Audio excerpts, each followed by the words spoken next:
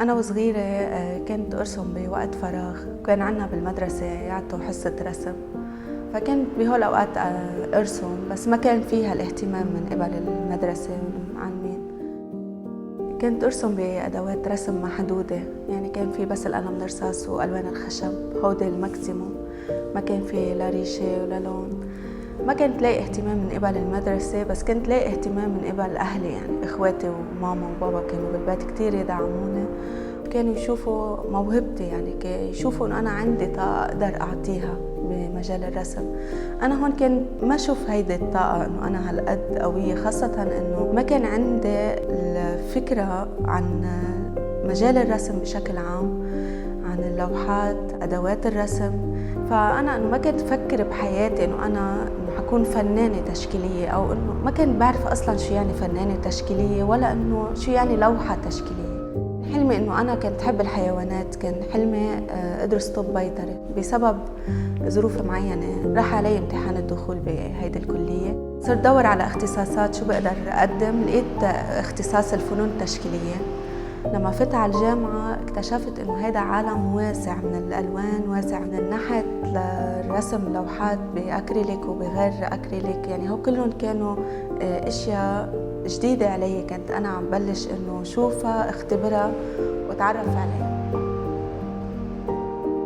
بعد ما خلصت أول 3 سنين جامعة من اختبار لمواد تلوين وكل شيء يعني خاصه بالرسم، وصلت للماستر 1. بلشت دور على حالي أنا وين، وشو هن الأفكار اللي أنا بقدر أعطيها، أفكار خاصة.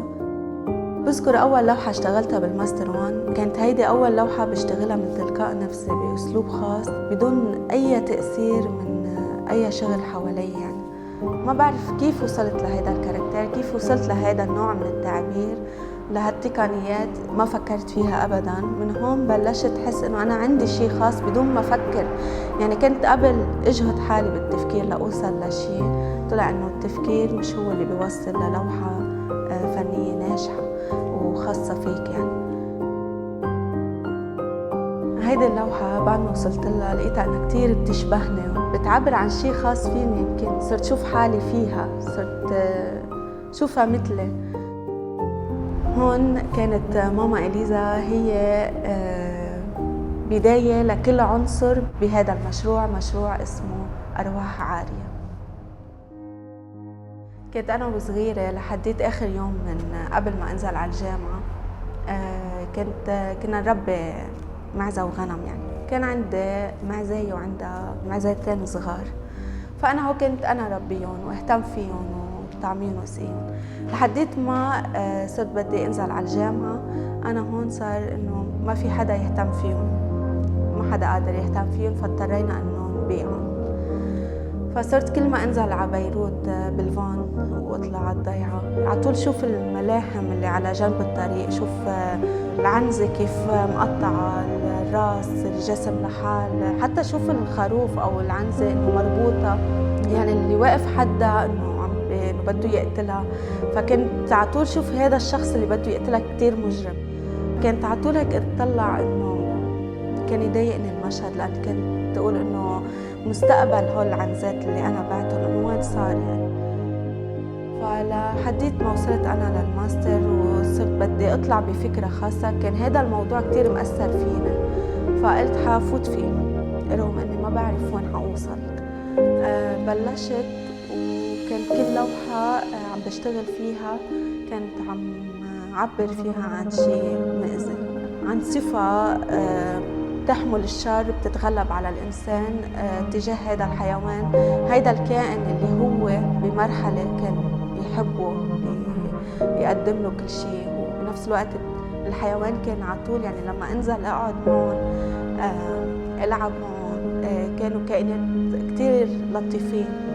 هيك كنت حب اهتم فيهم وطعميهم وانبسط فيهم.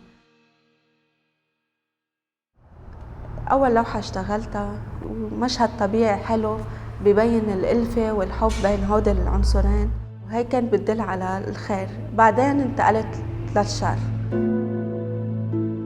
الأرواح العارية يعني هو اللي أنت بتتجرد من كل شيء منيح بيطغى عليك الظلام، بيطغى عليك الفساد، بيطغى عليك كل شيء سيء، شر ممكن يتعرض له أي إنسان، مثل الطمع، الجشع، الأذية، إنك أنت تقتل كرمال غاية أو كرمال أنت تلبي غريزتك. هون منبلش نشوف التعري.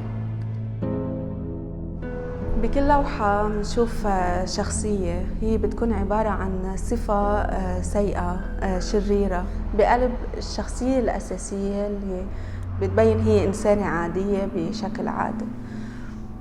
فبيكونوا هود الشخصيات كلهم عم بيحفزوها لأنها تقوم بالأشياء المش منيحة بأساليب الشر يعني.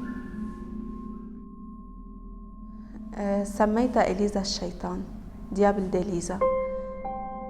تقول إليزا الشيطان: كن عطوفاً ولكن لا تقع في الحب، فالحب للضعفاء. ما تحبها لهيدي العنزة، شو بدك فيها؟ إنه الحب للضعفاء، إنه اقتلها وتجنب هيدي المشاعر.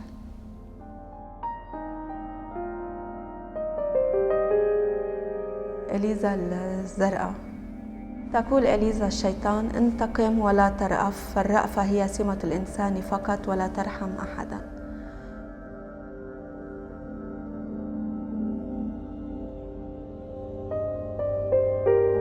آخر لوحة إليزا البرتقالية.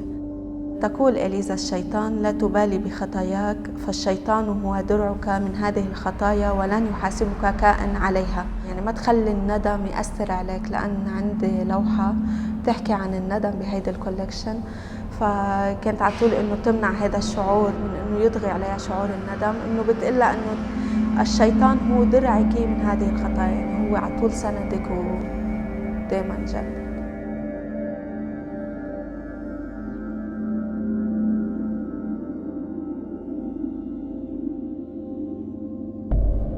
هون بتشوف الرمان والعنزة وهي قاعدة.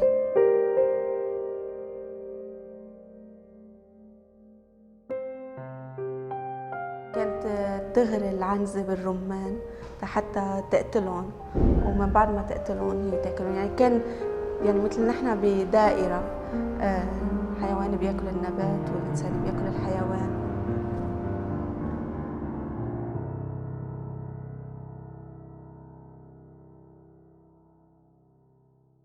كل حدا كان يشوفها بمنظوره الخاص، يعني كل حدا كان يشوفه تعبير عن شيء. أكيد كان في آراء إيجابية وآراء سلبية، إنه شو هول الأشباح اللي بترسميهم، أو جنانة، أو إنه ليه بترسمي هيك، ليه هالطريقة، إنه بتخوفي أو شيء هيك. يعني إنه أنا أبداً ما كنت شوفهم لا أشباح ولا جنانة ولا أشياء بتخوف، هي عبارة عن شخصية طغاها الشر، وبنهاية الشر هو شيء بخوف. الشر اللي بخوف يعني هو الشيء اللي جوات هيدا اللوحة، هو اللي بيعطي هيدا الشعور، أو هيدا ما مش الشخصية ولا الشكل يعني أبداً. إنه ممكن أنت تعمل لوحة بيقرف منها المشاهد، بتعطيه هذا شعور القرف، بس هو خلص مش قرف، يعني أنت عملك ناجح مجرد إنه أنت عطيت انطباع للمشاهد.